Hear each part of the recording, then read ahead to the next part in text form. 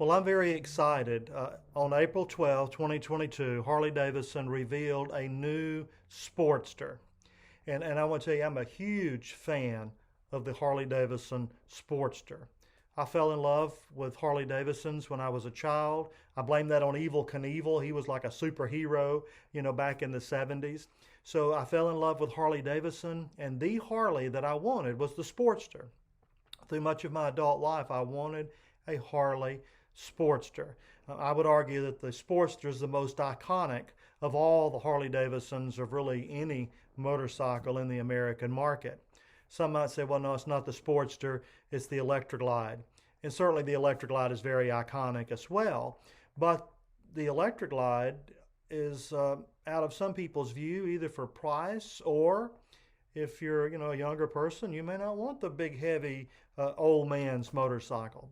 So the Sportster has certainly had its place in American motorcycles. And as I said, I always wanted a Harley Davidson. I rode tons of Japanese brands up until 2003. I finally had an opportunity to buy my first Harley Davidson, and it was the Sportster.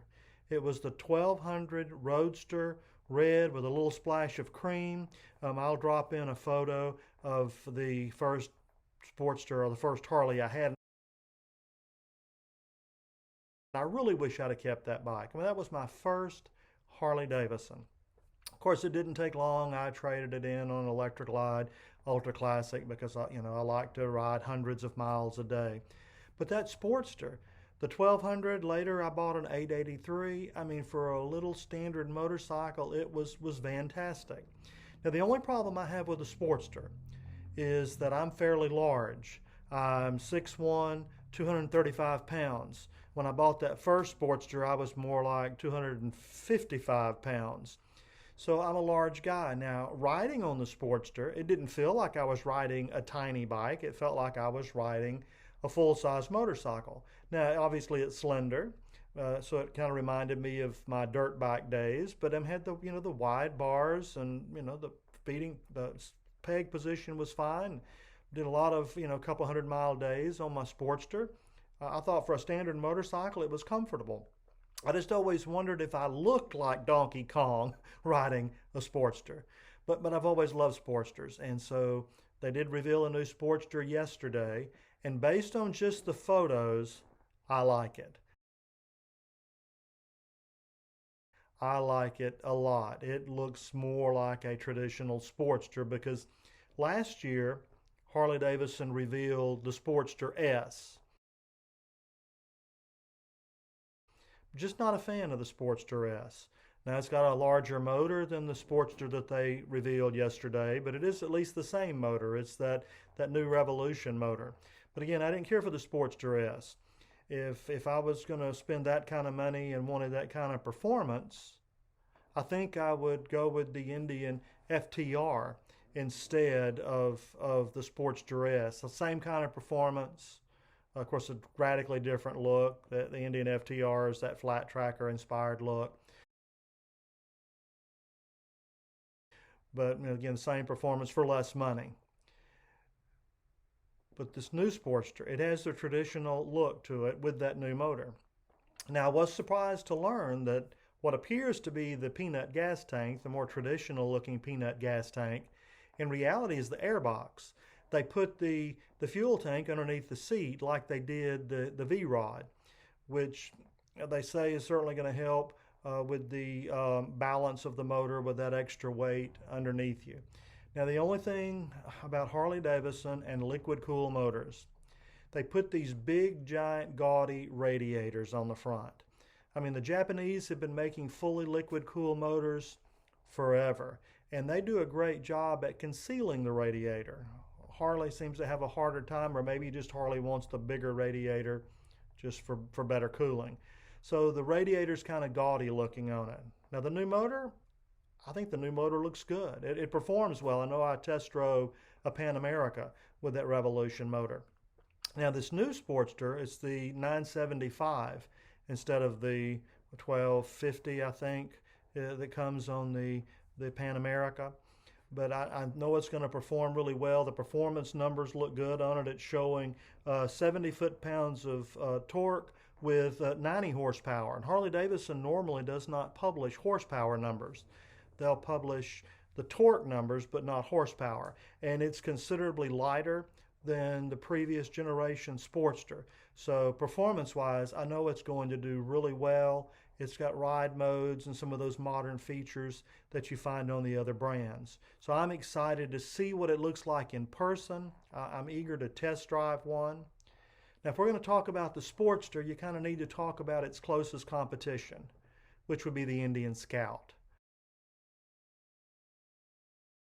Now, the Indian Scout comes in the Indian Scout 60, which is a 983 centimeter motor compared to the 975. So CCs are about the same.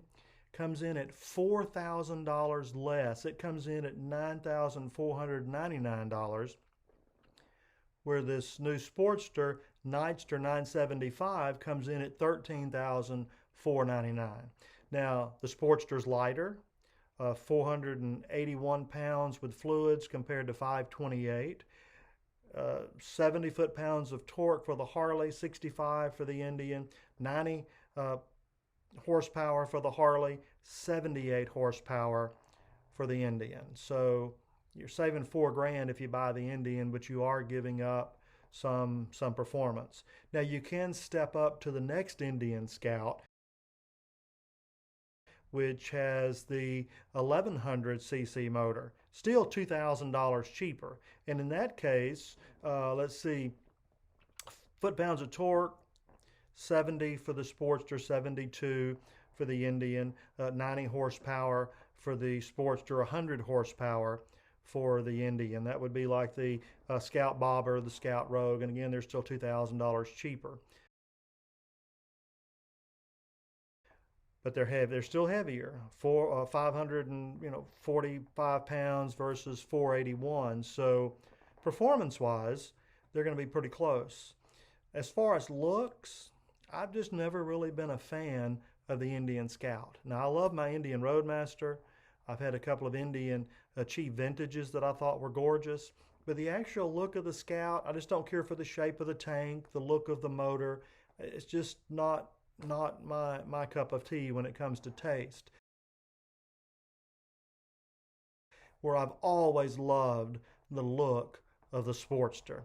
And this new one, I mean, it's got the very traditional look. That airbox is shaped like the traditional Peanut Sportster gas tank. Now, obviously, you can look at the frame just below what appears to be the gas tank until the frame is different. Obviously, the motor looks different. And the only thing that to me is not really very attractive about the new Sportster is that big, gaudy radiator. But, you know, fully liquid cool motors, that's the wave of the future. I mean, pretty much the other brands, I know Indian makes the Challenger and the Pursuit, a big touring bike with a fully liquid cool motor. So I think eventually Harley Davidson will have liquid cool motors for all of their models. It's just Harley Davidson hasn't been very successful with fully liquid cooled motors. I mean, look at the V-Rod. Fantastic bike, fantastic motor, fully liquid cooled. It ran for many years, but it obviously was not one of their best sellers because they no longer offer the V-Rod. And then Harley Davidson came out with the little street. The 500, the 750 were very affordable, very competitively priced compared to the Japanese brands, fully liquid cooled. And of course that bike is no longer available. So I hope this new Revolution Moter, I hope they just stick with it, you know, and just embrace the times and go more. They're certainly going with more technology with ride modes and some things that the other manufacturers have been offering for a while. So I'm excited about this new bike. The price, $13,499. I was hoping it would come in more around $12,000, put it more competitively priced with the Scout. But it's a beautiful bike. It's a Harley Davidson. I'm really eager to lay my eyes on one and get a chance to test drive it. Samantha, what's the message you have for us? Be sure to like and subscribe and leave a comment down below.